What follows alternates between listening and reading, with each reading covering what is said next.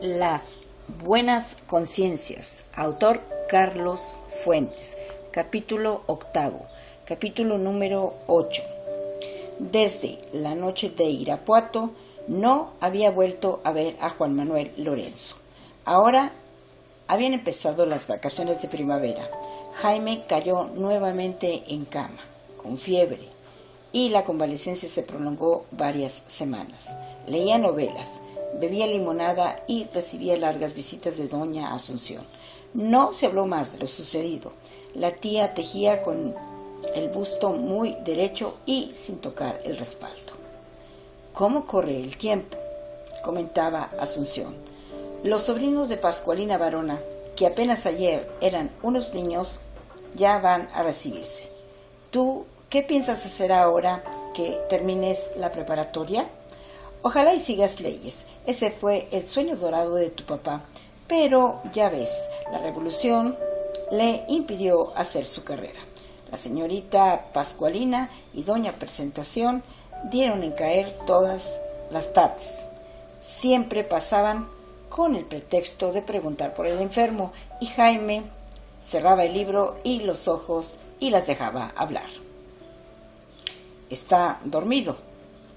Pobrecito.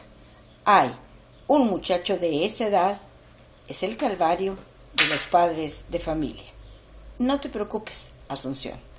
A nadie le hemos contado la verdad. Hemos dicho que le dio difteria. ¿Qué dirían las gentes si supieran que se fue al campo a azotarse? Ya crecerá. Son cosas de la juventud. Después las dos mujeres describían a la tía los últimos eventos religiosos de los que Asunción se había privado por atender al enfermo.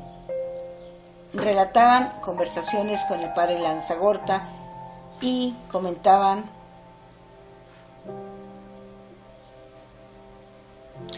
el fondo de sus sermones de la semana. Valcárcel nunca entró al cuarto de Jaime. Rodolfo sí. Y su presencia irritaba a Jaime como ninguna otra. Conocía el paso de su padre y apenas lo escuchaba en el corredor se hacía el dormido. Rodolfo se acercaba a la cama y se daba cuenta de que el muchacho simulaba, pero permanecía allí de pie con las manos entre los barrotes dorados del respaldo. Con los ojos bien cerrados, Jaime se dejaba arrastrar por un sentimiento de rencor y de rechazo. Era más fuerte que él y consistía en darle a entender al padre que sería pagado con la misma moneda. Al rencor se oponía la esperanza de que Rodolfo buscara a Adelina, y esta posibilidad se convirtió en el centro de toda verdad. Rodolfo entendió que había perdido el cariño de su hijo. No sabía bien por qué motivo. Recordaba los mejores momentos de la niñez de Jaime, cuando los dos recorrían juntos las calles y Rodolfo inventaba historias. Ahora su vida se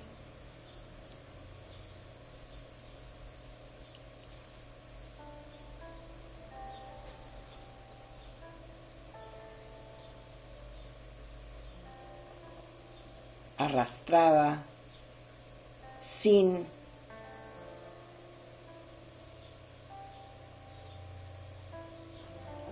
Ahora su vida se arrastraba sin variedad. Durante la semana atendía el viejo comercio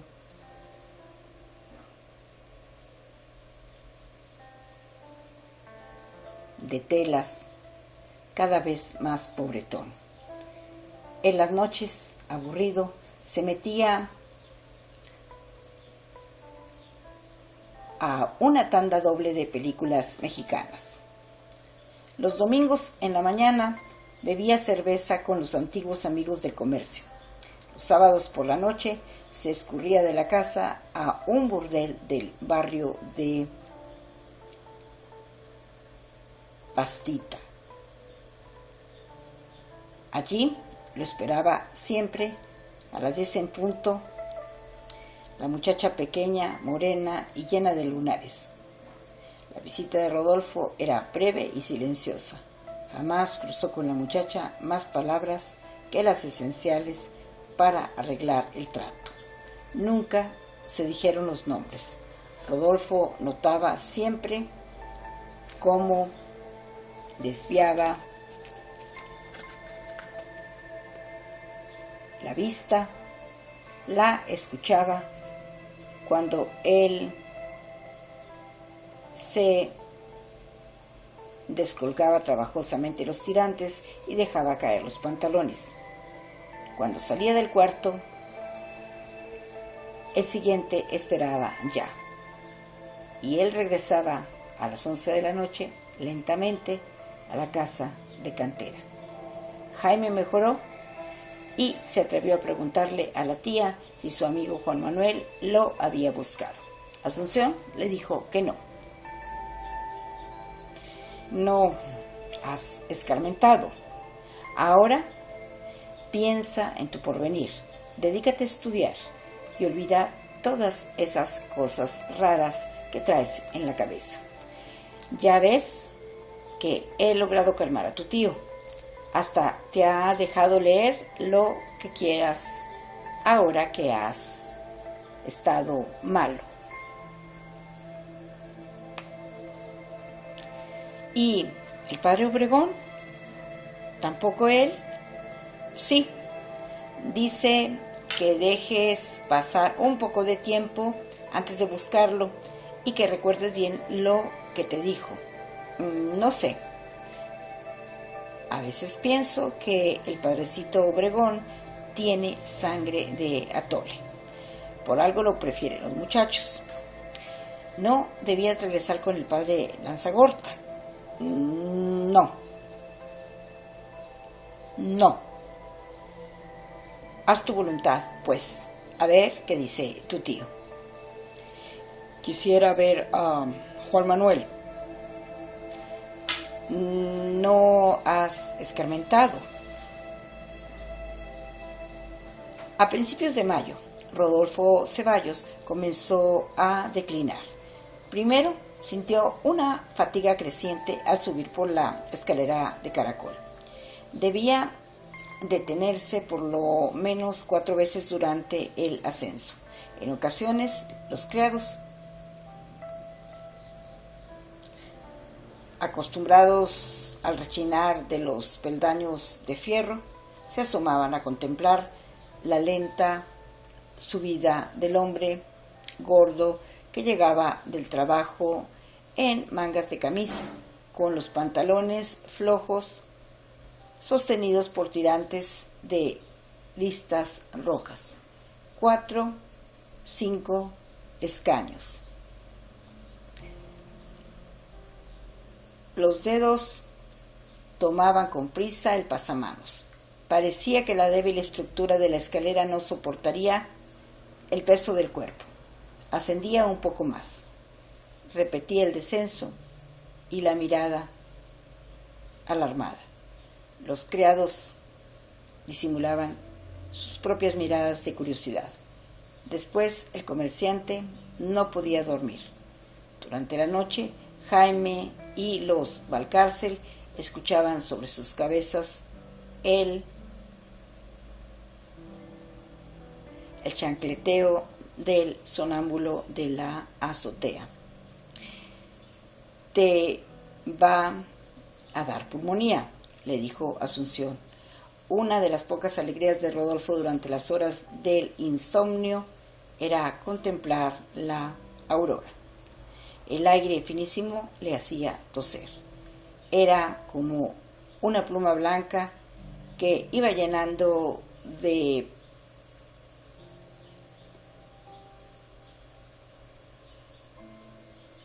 contorno, extensión y luz, lo que minutos antes era un vidrio opaco y vertical. A las 6 de la mañana volvía a recostarse y lograba durante media hora conciliar el sueño. Un sueño profundo, pero alarmante. Le rodeaba. Sentía que la recámara se llenaba de enemigos y que él, por más esfuerzo que hiciera, permanecía dormido e indefenso en el fondo de un pozo. Poco antes de las 7 despertaba, se vestía y bajaba a desayunar. Pedía té y bizcochos. Un poderoso dolor le atravesaba el bajo vientre. Se excusaba y en el baño orinaba con un placer difícil y punzante. Orinaba a todas horas. La porcelana de la recámara le resultaba insuficiente durante las noches. Debía salir a la coladera de la azotea. Le entró la manía de reunir retratos de la familia.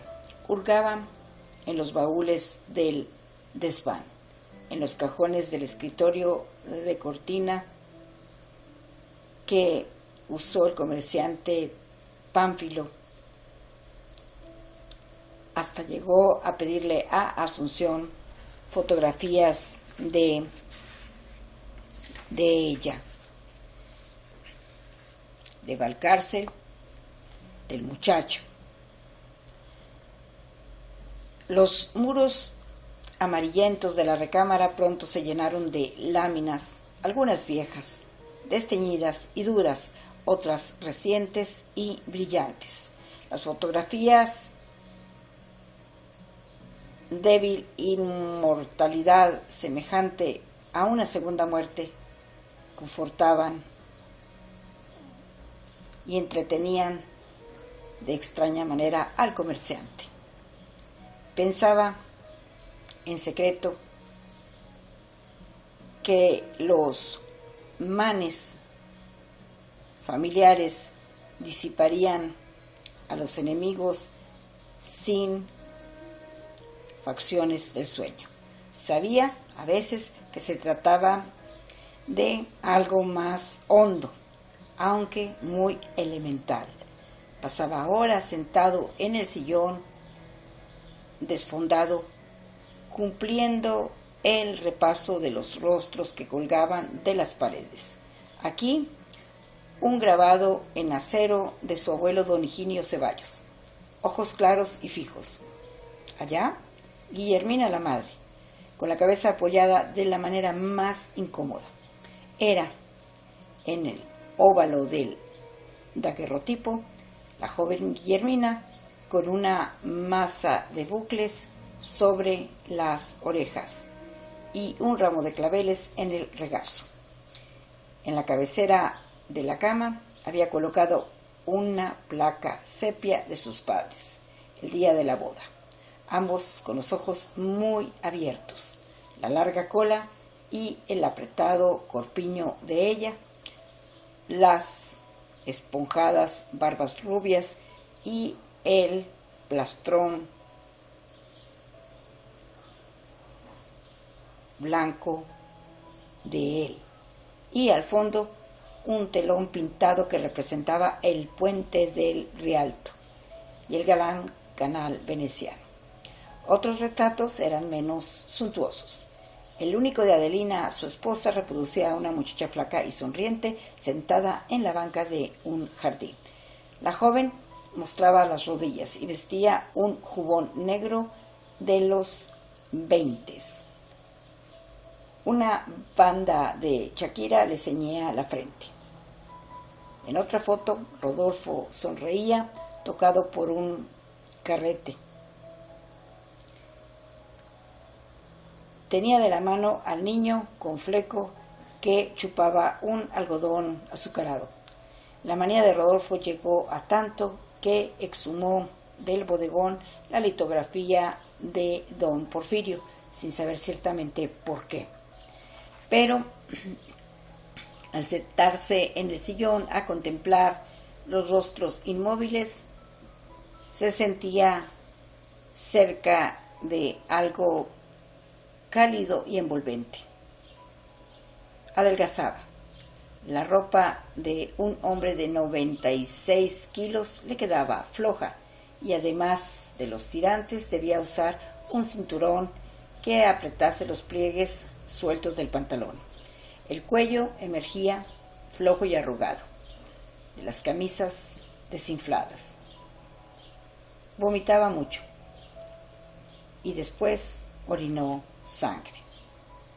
Decididamente, Rodolfo se ha puesto a régimen para volverse a casar, expresaba con raro humor el licenciado Valcárcel. Y Asunción, al terminar un desayuno, le dijo en voz baja: cochino, las criadas se quejan de que haces tus porquerías en la azotea. Y eso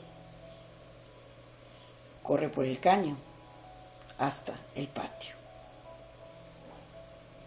Solo Jaime no le hablaba y, sin embargo, era solo a él a quien el padre dirigía las miradas de amor y la solicitud de ternura durante las comidas de la familia. El asedio del padre sobre el hijo se intensificó, como si el viejo supiese que le quedaba poco tiempo para consumar su amor, como para consumar un amor en su vida.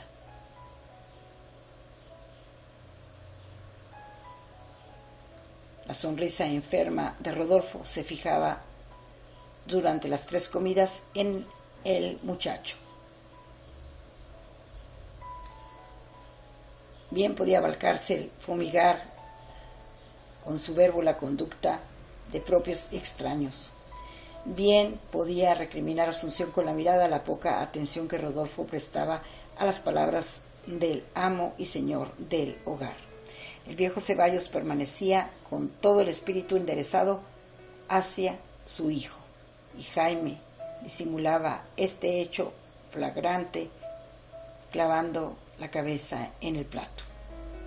Por favor, tía, dígale que no me mire así, exclamó Jaime una noche. Pero, ¿qué sucede? ¿Qué comportamiento es ese?, gruñó Valcárcel cuando Jaime arrojó la servilleta y quedó de pie al lado de Asunción. La tirada del licenciado contra los residuos del jacobísimo trasnochado de los cuaristas fue truncada por el incidente. Valcárcel sintió con furia que durante toda su perorata solo se le había prestado una atención ficticia. Decididamente, aquí se hace mofa de mi autoridad. Tú siéntate y come. Faltaba más. Ahora mismo vas a repetir la esencia de lo que he dicho. Y usted, Rodolfo, que es la causa aparente de esta falta de respeto, ¿qué dice? ¿Estará usted de acuerdo en que alguien debe imponerse en esta casa? Y no veo cómo usted... Pero Rodolfo no variaba la sonrisa paralítica. Continuaba fijando la mirada intensa en el joven, nervioso. Le estoy dirigiendo la palabra, Rodolfo, dijo Valcárcel, hinchándose con un rubor verde. Está enfermo, Jorge. No sabe. Trató entonces de intervenir Asunción, justificando a su hermano con la razón que ningún miembro de la familia se había atrevido a pronunciar hasta entonces. Valcárcel se tragó la furia y acató los pactos tácitos del clan. No violentar para no ser violentado, evaporar las circunstancias personales y solo hablar de vaguedades moralizantes. Ah, sí, recordó la mujer, y pensó que por primera vez hablaba abiertamente de la enfermedad de Rodolfo. Enfermo, dijo entre dientes Valcárcel. Aquí no hay nadie enfermo. Estamos todos un poco cansados y nerviosos. Es todo. Que no se hable más de enfermedades, añadió mientras se contenía.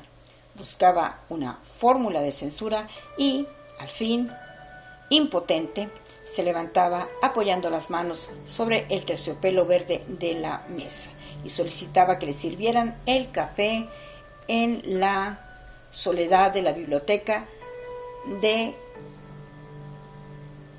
cuero renegrido.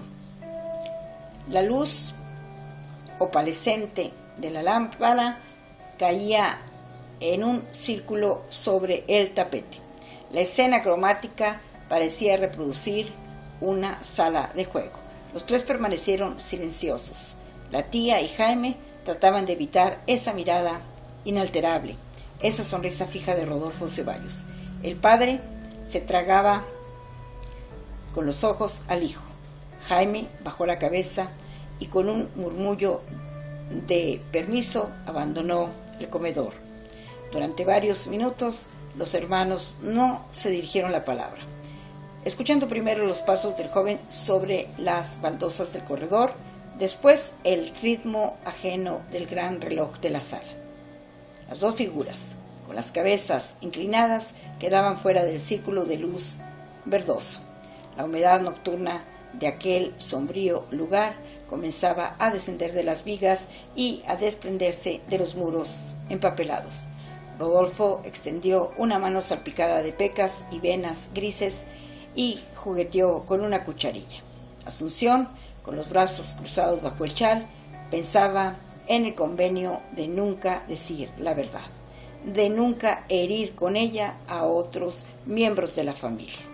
Reglas, recomendaciones aprendidas de los padres, que a su vez las aprendieron de los suyos. Pequeñas homilías pasadas de generación en generación, indiferentes a la personalidad de cada nuevo ser, aplicables a todo lo porvenir. ¿Qué distinto? ¿Qué? Preguntó Asunción, cuando su hermano rompió el silencio. Había un rasgo final en el rostro de Rodolfo, como si sus facciones ya nunca fueran a cambiar. ¿Qué distinto? Lo que somos de lo que pudimos ser. La hermana le escuchaba con una postura rígida. Su cuerpo era como una estatua negra y plana, de ángulos góticos. Quería comprender a Rodolfo, ahora que Jaime se hacía hombre y se le escapaba a los dos. pero sabía, sin atreverse a pensarlo, que comprenderlo equivaldría a insultarlo. La verdad era cruel y solo la mentira permitía la convivencia. ¿Quién sabe por qué nosotros no fuimos como papá y mamá? A mí me hubiera gustado ser tan feliz como ellos, iba diciendo con la voz flemosa Rodolfo. ¿Recuerdas que papá y mamá se hayan quejado alguna vez? Éramos muy cariñosos con ellos, todos muy unidos y cómo jugaba papá con nosotros. Qué gran viejo, qué alegre, ¿verdad? ¿Te acuerdas cuando trajo a los titiriteros el día que cumplí 9 años? Sí, ¿cómo no? Rió Rodolfo, mientras tamborileaba los dedos sobre el terciopelo. ¿Cómo no? Le gustaba sentir contentos a los demás. Ese era el motivo de su alegría. Pero tú y yo hicimos lo posible, Rodolfo. No fue tan malo todo. Bajó otra vez la cabeza la hermana. Pero es que pudo haber sido tan bonito si yo hubiera encontrado una mujer como mi madre. El niño hubiera sido mío. Y si tú hubieras tenido un hijo, no hubieras querido a Jaime para ti solita. Hubiera sido mío.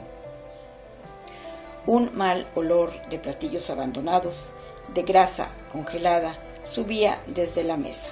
Asunción se acercó al cuerpo de su hermano y le pasó un brazo sobre la espalda. «Estás malo», le dijo. «No sabes bien lo que dices». Sí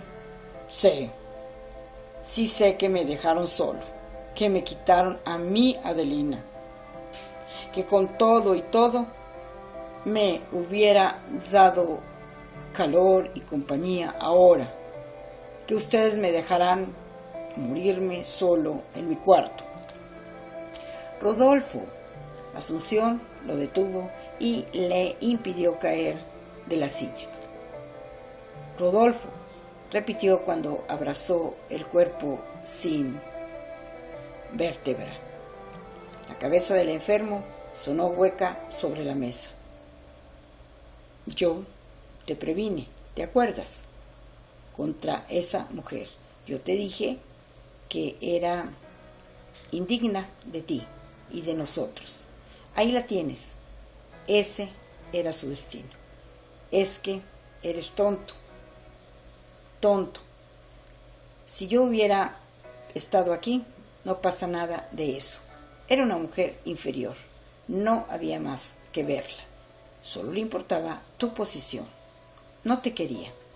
¿No me quería?, dijo, la voz sofocada y blanda sobre el mantel. Sí, no sé. Sí me quería. Y era algo, hay que tener algo que se deje querer, aunque no nos quiera. No te quería, no pensaste que no merecía ser la madre de Jaime. Por eso fui yo la madre, porque tú te equivocaste. Solo tú tienes la culpa. Asunción escupía sus palabras sobre un rostro yerto y fruncido. También su verdad secreta se aliviaba al hablarle de esa manera al hermano. Rodolfo no quería escuchar, quería dormir, descansar. Le pidió con una seña que lo ayudase a levantarse. Llévame arriba.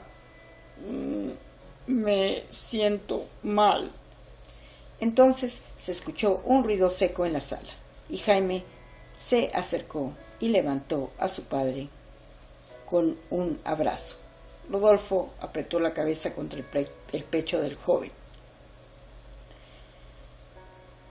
Rodolfo apretó la cabeza contra el pecho del joven y cerró los ojos y movió los labios para besarle la camisa.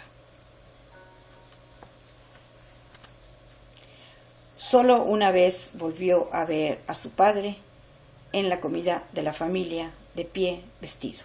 Lo vio desde la ventana bajar por el callejón y se dijo que esa figura amarilla, esa ropa demasiado grande para el cuerpo perdido, ese pelo ceniza y esa frente estrecha, esos ojos bulbosos surcados de centellas sanguinolentas, que ese ademán dócil, esa mano pecosa que abría el portón, esa mirada lejana y vacía, era su padre.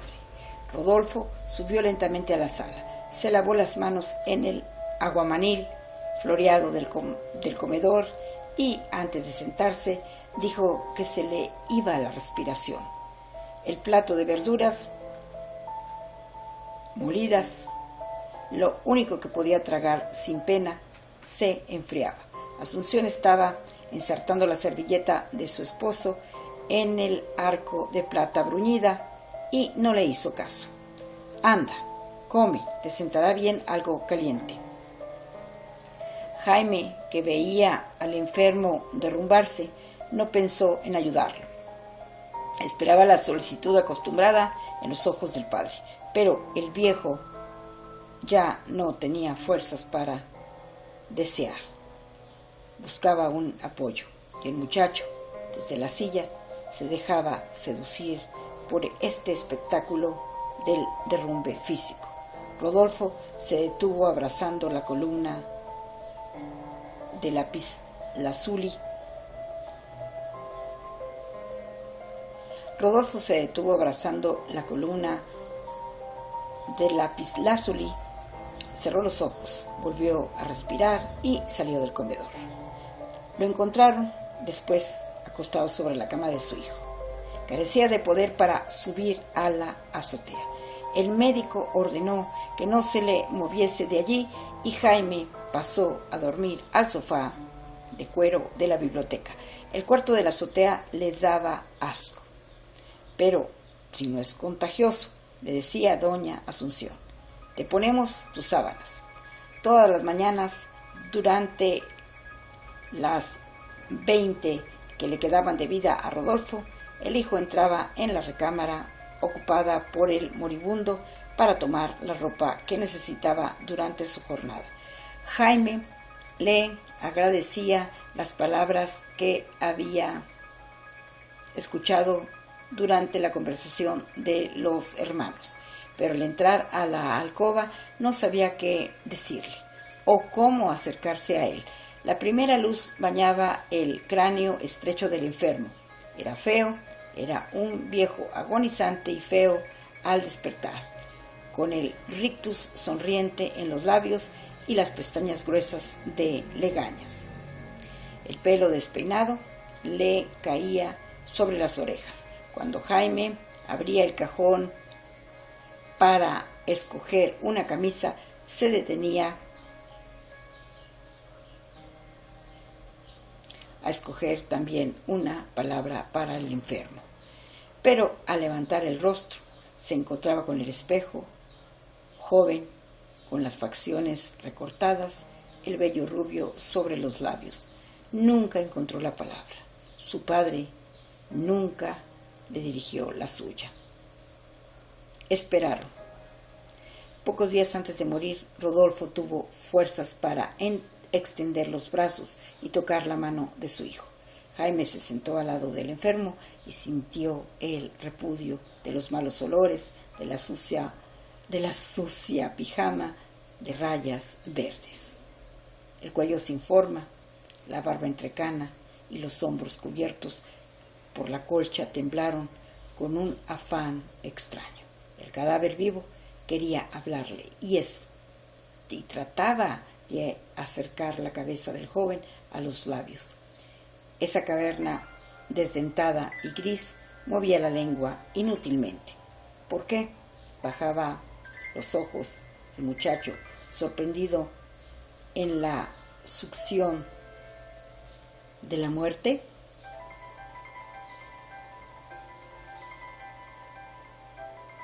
¿Por qué desviaba el pensamiento hacia las ideas y las lecturas que aliviaban el dolor que no deseaba sentir? ¿Por qué se justificaba negando la muerte del padre entre las hojas de un libro con la certidumbre aprendida de que sufrir y hacer sufrir a los demás es la condición de un espíritu fuerte? Trataba de recordar el pasaje del Evangelio sobre las casas divididas, lo mezclaba con alguna cita de Nietzsche, pero algo más que las ideas, la diferencia de años o la distancia personal los separaba. Jaime, sentado junto al cuerpo de su padre, gesticulaba la juventud y la vida. Rodolfo, con los brazos grises extendidos fuera de la sábana, parecía victorioso de su muerte. El moribundo se afirmaba en su estado, el vivo en el suyo.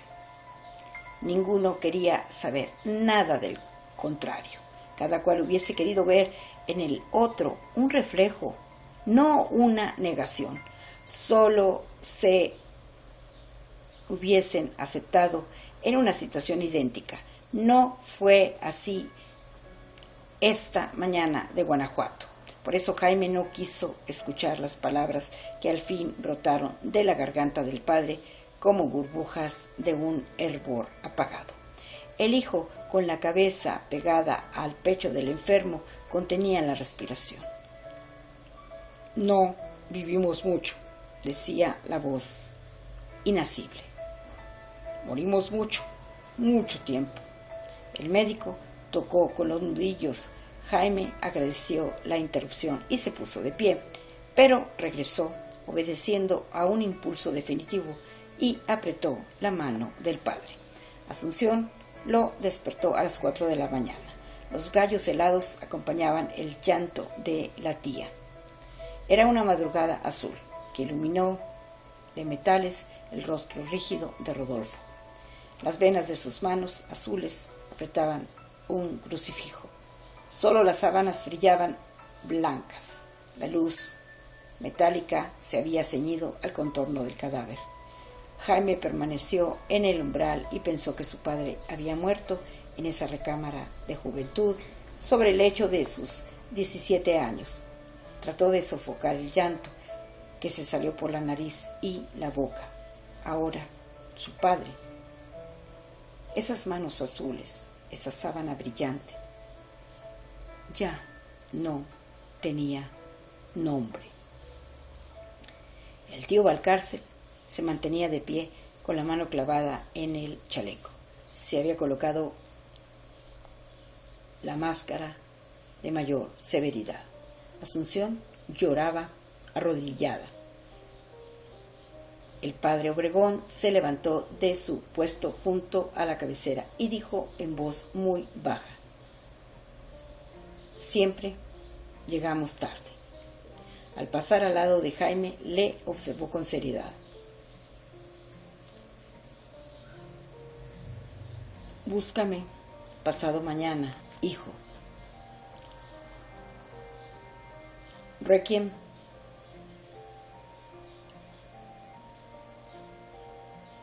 aeternam dona eis domine, murmuraba, llorando, la figura plana y oscura de Asunción. Valcárcel salió al corredor y arqueó las cejas. Tarde o temprano, a todos nos toca. Ya no tenía nombre, ya no era posible el último gesto de amor, lo que le había pedido todos los días, durante los últimos meses. Jaime sintió el impulso de acercarse al cadáver y besarle la frente. Un sentimiento de mentira lo detuvo. Desde la puerta hubiese querido hablarle a la figura encogida, envuelta en la sábana. Hubiese querido pedirle compasión por el orgullo y la juventud.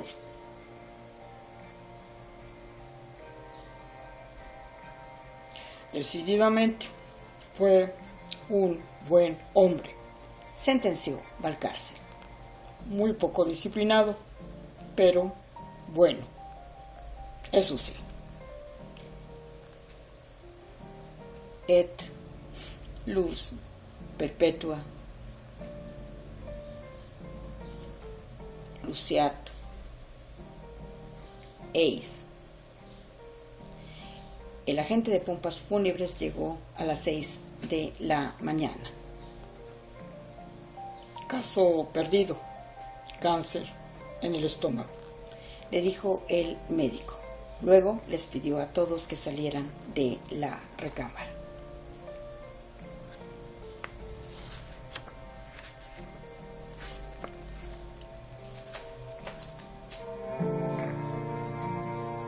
Aquí termina el capítulo número 8 del libro que se titula Las Buenas Conciencias, cuyo autor es Carlos Fuentes. Son las 7 de la mañana con 33 minutos y hoy es un lindo y fresco día, viernes 19 de abril del año 2024. Yo espero sinceramente que todos ustedes se encuentren bien o lo mejor posible que puedan estar y que Dios los bendiga a todas y a todos ustedes.